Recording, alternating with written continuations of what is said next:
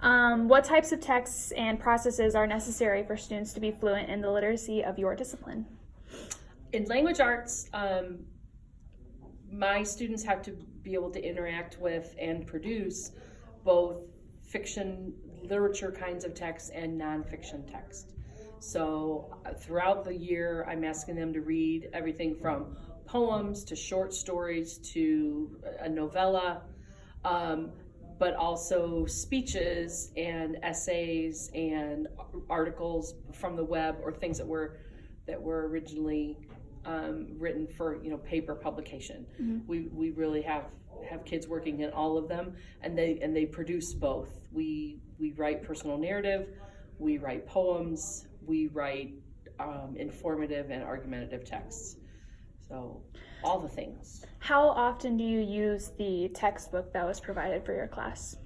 Or in what ways do you use that in your classroom? I typically don't use the textbook for any of the grammar. I have other grammar that I prefer.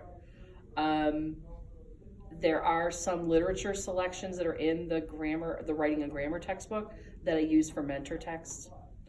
But I don't teach grammar or writing the way that it presents them. To be honest, if I use a writing or a grammar exercise from that book, it's because I'm absent and I need something concrete for kids to do. Right. As far as the interview, how would you change your instructional strategies, if you would, based on the practices that you heard in the interview for students? I agree with her hunch that middle school is still pretty far removed from the job seekers that she's going to work with, but something that did strike me was the need for kids to be able to speak to other humans. Mm-hmm. And I think that is something that we can start in middle school. I typically have taken lots of volunteers, and we have partner things and that sort of thing. There aren't very many times during the year when I require every child to speak out loud, mm-hmm. Because we've got so many kids who won't. And I wonder if balancing their comfort is not worth, the chance of them never having to speak, mm-hmm. and allowing them to continue not to grow. So if I were going to change one thing, it might be that I need to find more places where kids have to talk. Have you ever done speeches in your class, or is that not really in your... It's been a long time. I used to do one in the spring. Mm-hmm. And I usually let kids do someone they admire, so they had lots of leeway on the topic and they could pick somebody they were excited about. Mm-hmm. And most kids I could get to do the speech, which was good. But we've added 2 more rounds of testing since then, and it all adds up time that eventually that was one of the things that went. Okay.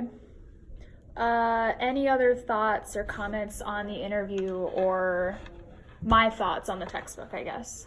I agree with the things that you said about the textbook, that it's maybe not plow all the way through very user friendly at mm-hmm. this point.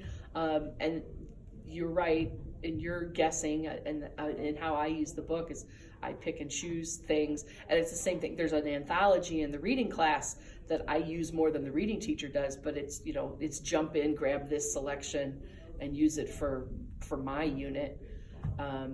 Vocabulary is a huge concern, not just in that textbook, but in our everyday discourse, and when my kids try and write. More and more each year, I'm finding kids don't have enough words, whether it's when I'm talking to them or they're trying to explain. So teaching vocabulary and exposing kids to lots of words is a big task I have. All right. Sounds good. Thank you very much. Yeah.